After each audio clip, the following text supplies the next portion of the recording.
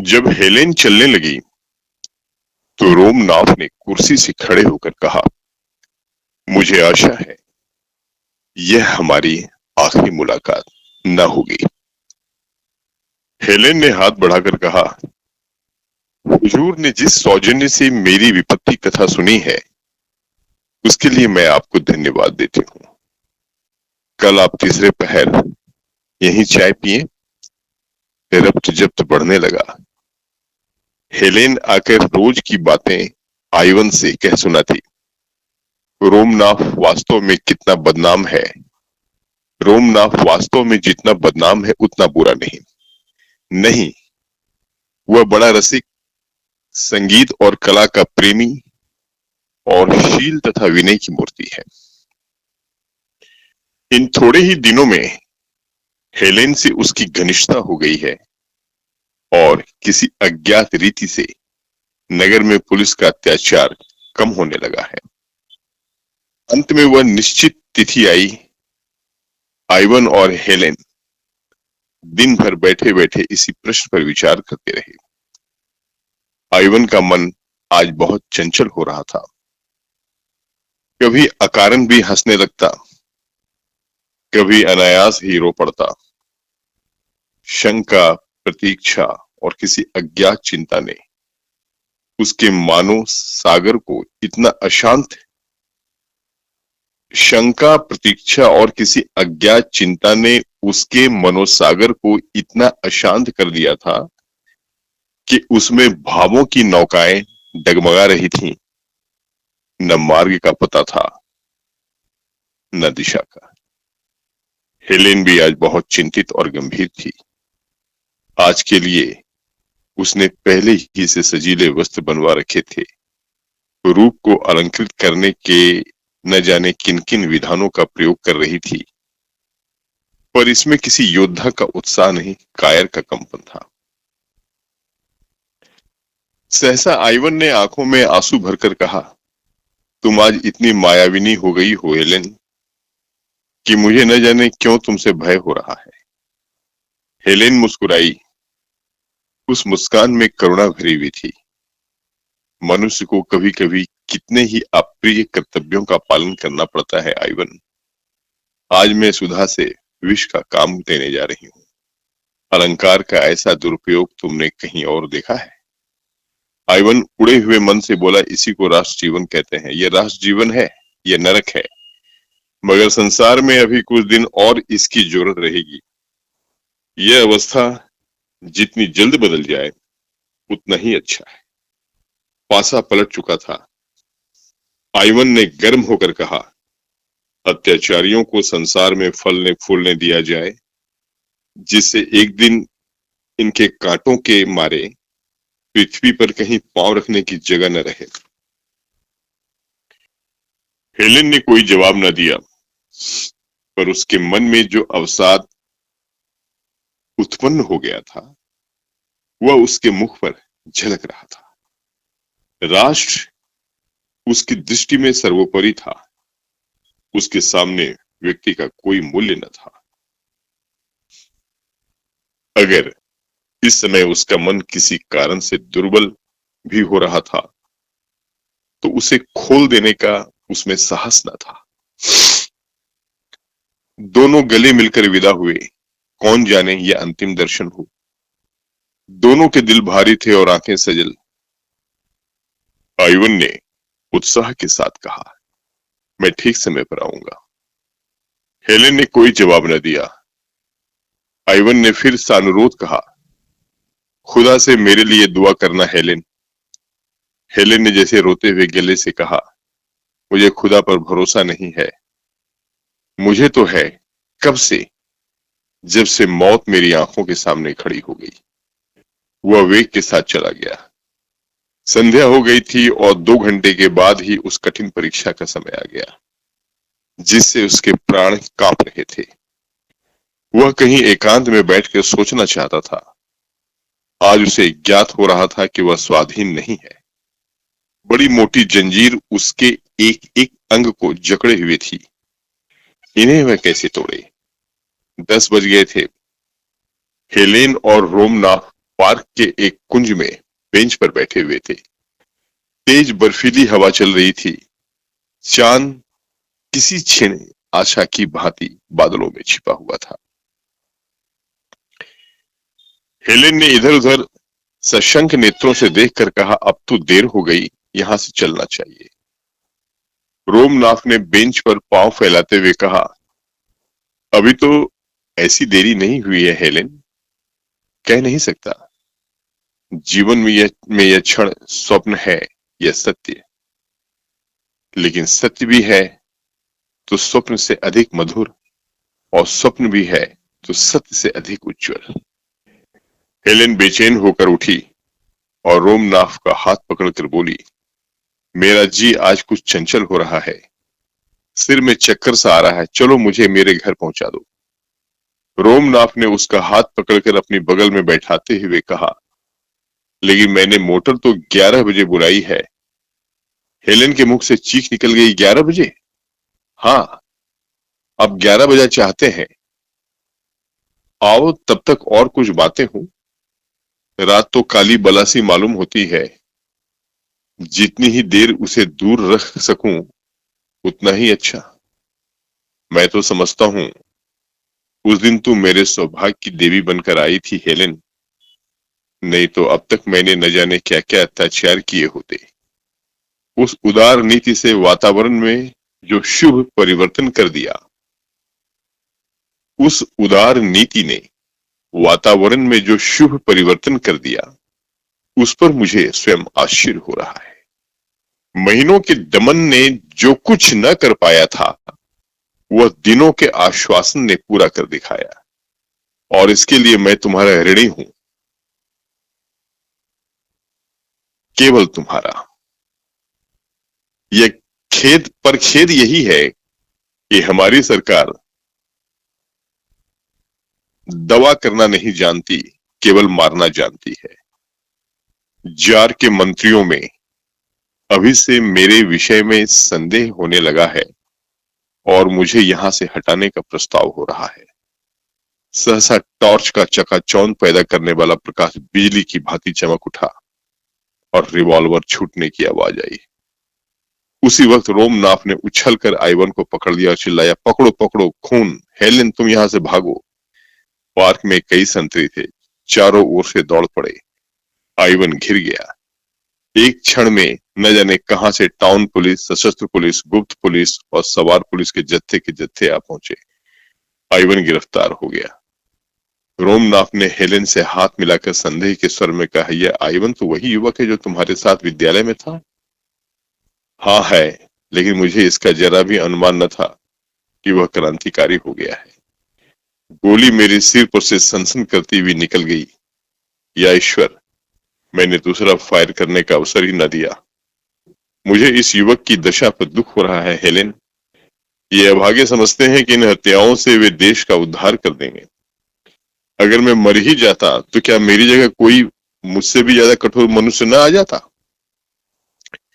मुझे जरा भी क्रोध, दुख या भय नहीं है हेलेन, तुम बिल्कुल चिंता न करो।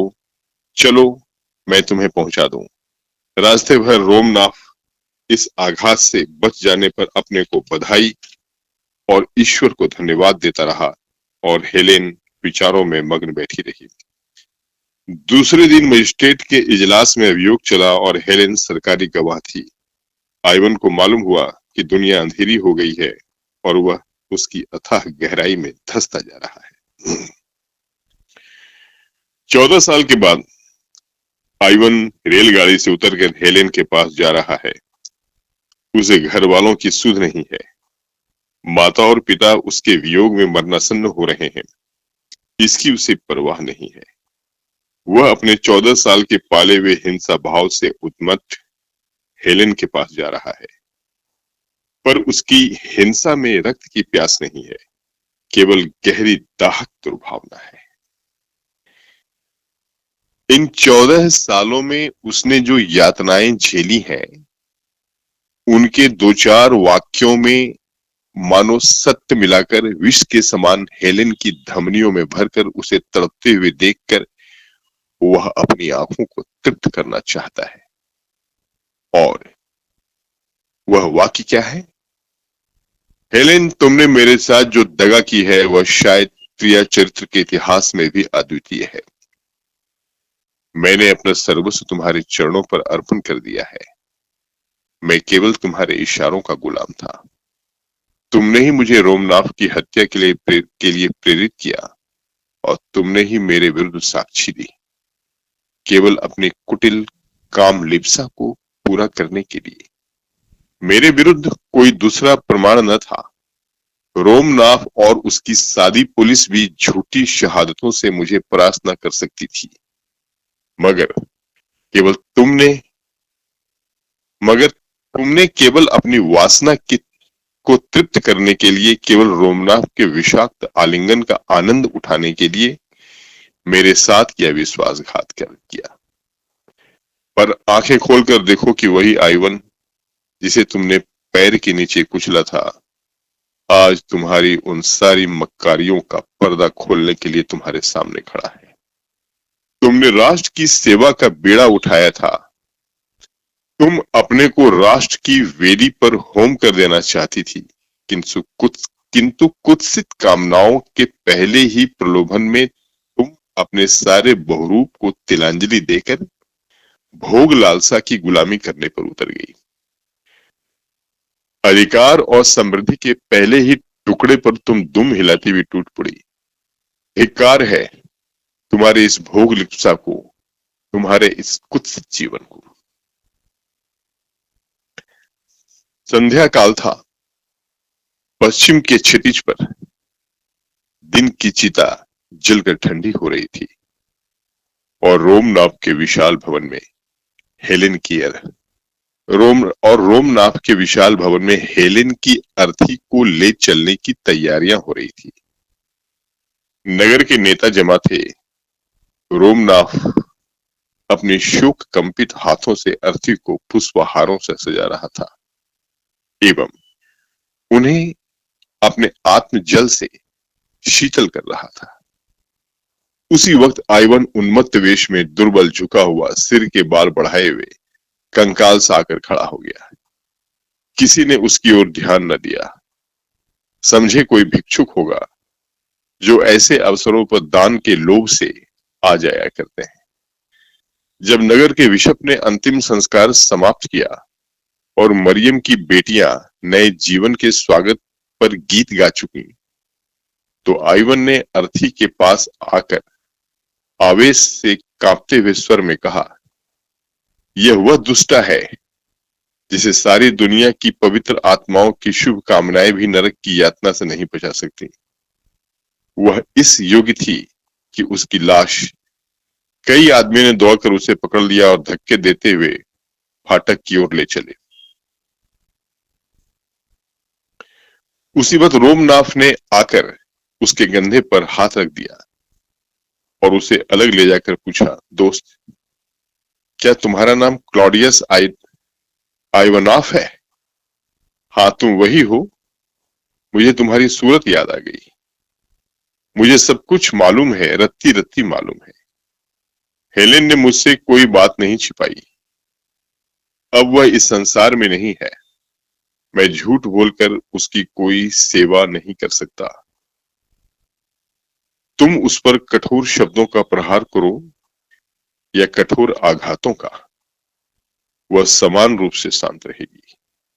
लेकिन अंत समय तक वह तुम्हारी याद करती रही। उस प्रसंग की स्मृति उसे सदैव रुलाती रही। उसके जीवन की वह सबसे बड़ी कामना थी कि तुम्हारे सामने घुटने टेक कर क्षमा की याचना करे।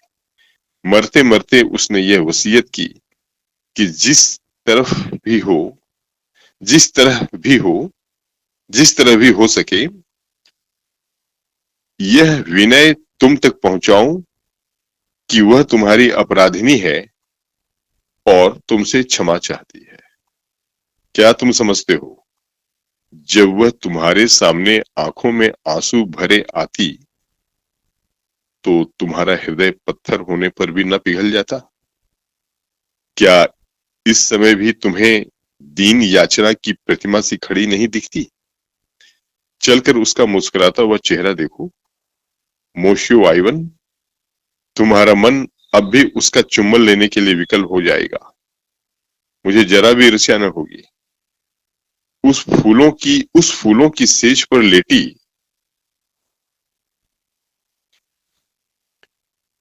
उस फूलों की सेज पर लेटी हुई वह ऐसी लग रही है मानो फूलों की रानी हो। जीवन में उसकी एक ही अभिलाषा अपूर्ण रह गई आइवन, वह तुम्हारी क्षमा। प्रेमी हृदय बड़ा उदार होता है आइवन, वह क्षमा और दया का सागर होता है। ईर्ष्या और दंभ के गंदे नाले उसमें मिलकर उतने ही विशाल और पवित्र हो जाते हैं। जिसे एक बार तुमने प्यार किया उसकी अंतिम अभिलाषा की तुम उपेक्षा नहीं कर सकते। उसने आइवन का हाथ पकड़ा और सैकड़ों कुतूहलपूर्ण नेत्रों के सामने उसे लिए हुए अर्थी के पास आया और ताबूत का ऊपरी तख्ता हटाकर हेलेन का शांत मुखमंडल उसे दिखा दिया।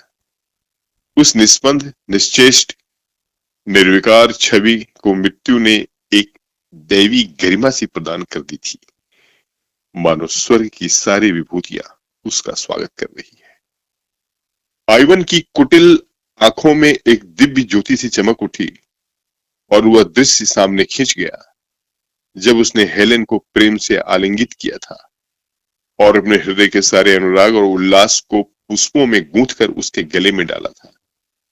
उसे जान पड़ा यह सब कुछ जो उसके सामने हो रहा है स्वप्न है और एकाएक उसकी आंखें खुल गई और वह उसी भांति हेलेन को अपनी छाती से लगाए हुए है। उस आत्मानंद के एक क्षण के लिए क्या वह फिर 14 साल का कारावास झेलने के लिए न तैयार हो जाएगा? क्या अब भी उसके जीवन की सबसे दुखद घड़ियां वही न थी जो हेलेन के साथ गुजरी थी? और क्या उन घड़ियों के अनुपम आनंद को वह इन 14 सालों में भी भूल सका था?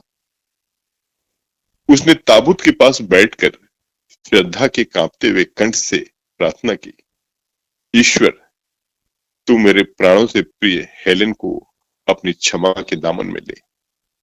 और जब वह ताबूत को कंधे पर लिए चला तो उसकी आत्मा लज्जित थी अपनी संकीर्णता पर, अपनी उद्विग्नता पर, अपनी नीचता पर।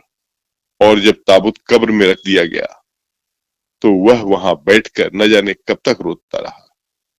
दूसरे दिन रोमनाथ जब फातिहा पढ़ने आया तो देखा आइवन सिजदे में सिर झुकाए हुए है और उसकी आत्मा स्वर्ग को प्रयाण कर चुकी है।